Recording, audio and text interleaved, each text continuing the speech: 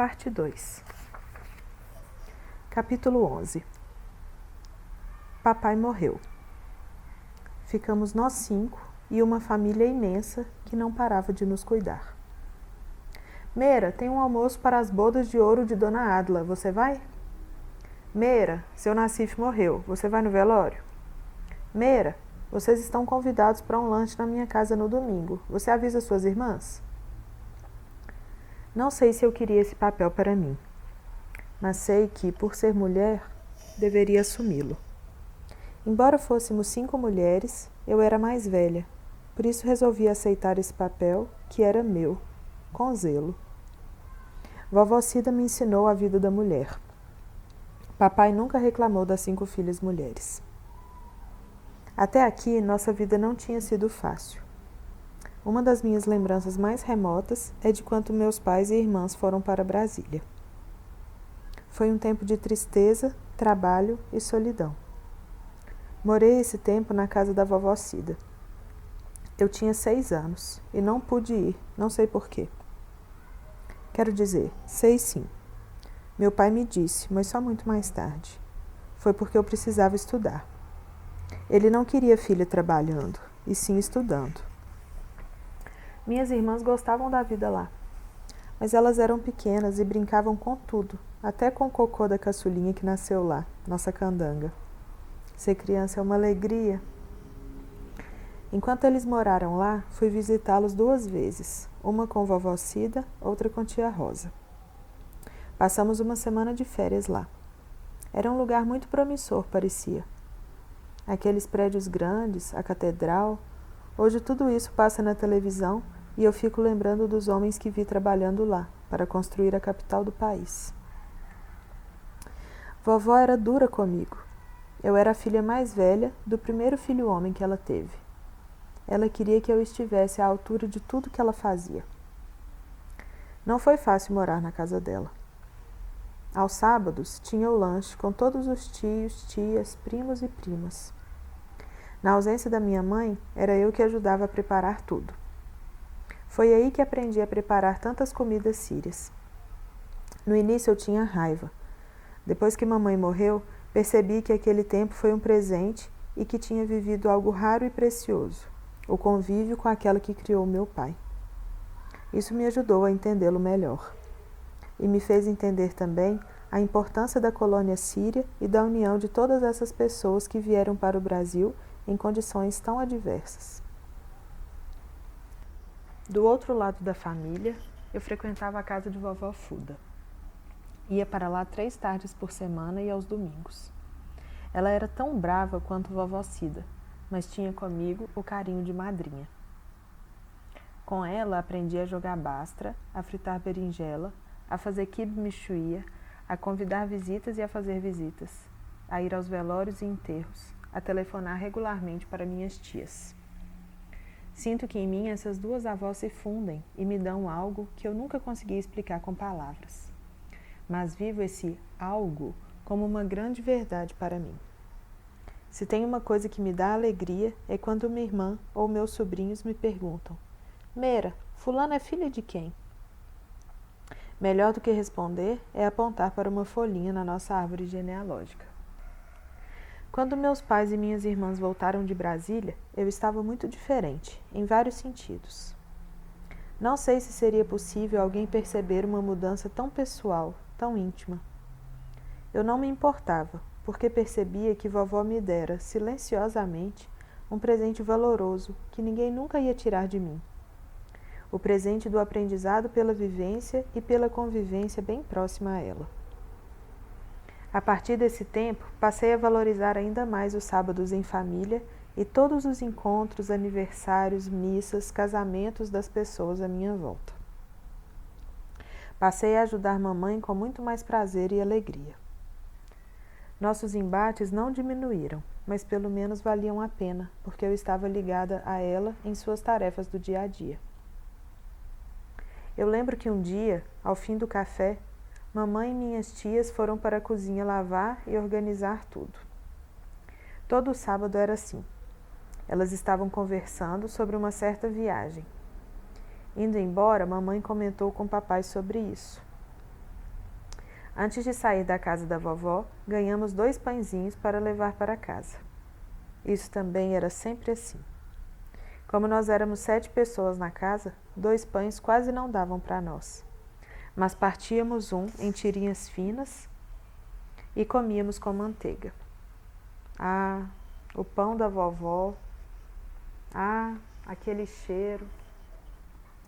Tem hora que a saudade da vovó bate forte. Vejo-a com seu tailleur, se preparando para ir à sua matinê, que nenhum de nós sabia o que era e nem com quem ela se encontrava. Isso dava uma raiva nas netas. Um dia descobrimos que matinê é o nome para o horário do cinema. Mas ficávamos pensando, vovó Cida no cinema? Isso não tinha o menor cabimento. Certa vez, vovó Cida foi para a Argentina encontrar os parentes da Síria que tinham imigrado para lá. Os filhos não puderam ir e deixar mulheres e crianças para trás. Os filhos de tia Rosa já trabalhavam.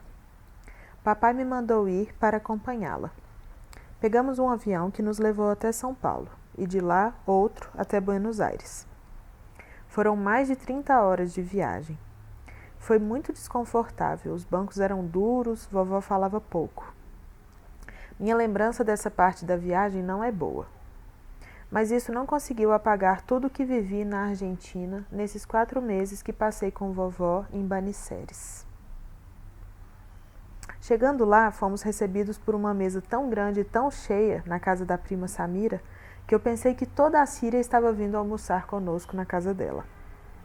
O almoço durou até o meio da tarde e foi seguido de café, mamule, ralewi, raha e doces folhados com pistache e mel, tudo feito por Samira, suas irmãs e cunhadas. Depois da sobremesa, as mulheres foram para a cozinha lavar, secar, guardar, organizar. Os homens se reuniram na copa ao redor de uma arguilha e começaram a fumar. Aquele cheiro doce que inundou a casa nunca saiu da minha memória. Quando voltamos, perguntei a papai se era preciso ser homem para fumar a arguilha. Ele só riu e não me respondeu. Aquele almoço de recepção se repetiu em todas as casas que visitamos. As tias queriam honrar a família, proporcionando fartura na mesa. Nem preciso dizer que voltei para o Brasil com alguns quilos a mais. Antes, eu pensava que minha mãe e minhas avós exageravam ao preparar as refeições, mas na Argentina percebi que elas são até bem comedidas. Só depois eu entendi que fartura na mesa é a honra de uma família síria. Se um convidado termina de comer tudo que colocou no prato, você nunca saberá se ele está satisfeito, e ele pode ainda estar com fome. Então é preciso servi-lo mais e outra vez, até que ele esteja realmente satisfeito. Como se tivesse vindo no nosso DNA, todas as minhas irmãs e eu temos o maior prazer em oferecer uma mesa farta para quem quer que venha à nossa casa. Com o tempo, fui aprendendo a cozinhar muito bem, tanto a comida árabe como a brasileira. No início foi por obrigação, depois tomei gosto. Até hoje tenho muito prazer em receber tios e primos na minha casa, em volta de uma mesa com feijoada, ierne, dafine, esfirra de carne, esfirra de queijo, arroz e feijão de todo dia, pudim de leite condensado, gelatina colorida. Também adoro fazer pão sírio. Não posso deixar para trás essa lembrança. Foi com vovó Cida que aprendi a fazer pão. O pão dela, aquele, o melhor de todos, era macio, tenro, saboroso e perfumado.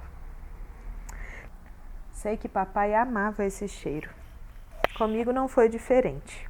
Aliás, comigo e com todas as minhas primas e primos.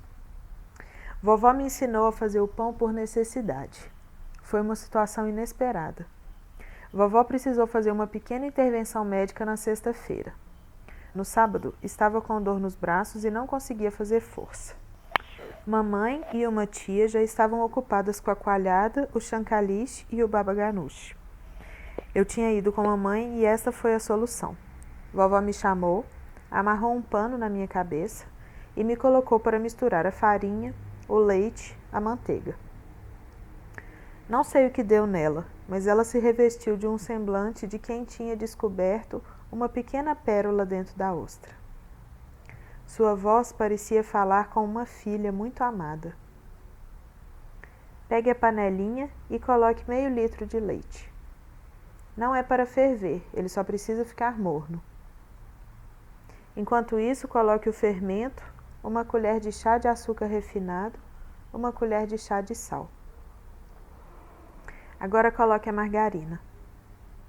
Pode colocar o leite. Pegue a peneira para passar a farinha de trigo. Cuide bem para ela não ficar com bolinhas. Agora coloque esse pozinho que está no pote de tampa vermelha, uma pitadinha só. Fui obedecendo aquelas ordens, as mais suaves que eu já tinha recebido daquela boca que falava um português misturado com árabe. Meu olhar atento acompanhava as medidas e cada ingrediente. Quando já tinha colocado tudo na bacia de alumínio, ela se assegurou de que eu tinha as mãos limpas e disse que eu podia começar a mexer, primeiro com uma colher, depois com as mãos. Fui mexendo, misturando aquela farinha branquinha com a margarina e os outros pozinhos. De repente, eu estava sovando uma mistura macia que vovó elogiou. Mas como ficou bonita a massa de Rusmeira! Olhem aqui! Muito bem, Rosimeire, estava na hora de você aprender, respondeu mamãe em um transporte de alegria. Colocamos a massa na pedra da pia e vovó foi me indicando os movimentos que eu deveria fazer para manter a massa úmida e lisa. Não consigo descrever em palavras o que senti naquele momento. Eu tinha 15 anos e estava percorrendo um caminho que sabia que iria percorrer, mas quem estava me guiando era vovó. Eu não poderia esperar mais do que isso. Fui sovando, sentindo a massa nos meus dedos, os músculos do meu braço, percebendo a mudança de textura. Sentia uma alegria que eu queria que não tivesse fim. Depois de longos minutos, vovó disse para parar e deixar a massa descansar. Fizemos as bolas de massa e cobrimos com um pano. Tenho a impressão de que não consegui esconder minha felicidade e que ela me deixou amassar por mais tempo para curtir aquele momento comigo. Todo aquele dia foi de uma leveza e uma alegria que até os tios perceberam ao sentar à mesa. Vovó estava feliz em me transmitir aquele saber do qual ela tanto se orgulhava. Mas ela nunca me disse uma palavra sobre isso. Ela não falava de sentimentos, muito menos com os netos. Passadas 2 horas, vimos a bolinha de massa subir no copo com água. Estava na hora de abrir os pães. Preparamos o rolo de madeira, os tabuleiros de alumínio, ligamos o forno marrom e começamos a abrir a massa. Depois de abertos, o toque final, o enfeite em cada pão. Algumas tias faziam o enfeite com os dentes do garfo, mas vovó Cida tinha uma peça que veio com ela da Síria. Era um pequeno círculo de madeira em que estavam cravados ferrinhos, cujas pontas faziam um desenho circular, parecido com uma mandala. A peça tinha um cabo de madeira e bastava apertar o círculo contra a massa, que ela ficava toda enfeitada com desenhos pontilhados. Herdei essa peça e ainda hoje a uso quando faço pão, sozinha ou com os meus sobrinhos. Naquele dia, cada tabuleiro que saía do forno parecia ter um cheiro ainda mais especial. Era o meu pão. O pão que as minhas mãos fizeram, aos comandos do conhecimento da vovó. Eu me orgulho muito desse dia e penso nele todas as vezes em que vou para a cozinha e começo a misturar a farinha e a manteiga. Falta algo, mas isso eu já aceitei. Aprendi a fazer o pão, mas nunca aprendi o segredo para fazer voltar o cheiro do pão da vovó Cida. Aquele era o cheiro da infância, cheiro do dia com os primos, cheiro de casa e de conforto. Acho que o segredo era o que estava no potinho de tampa vermelha.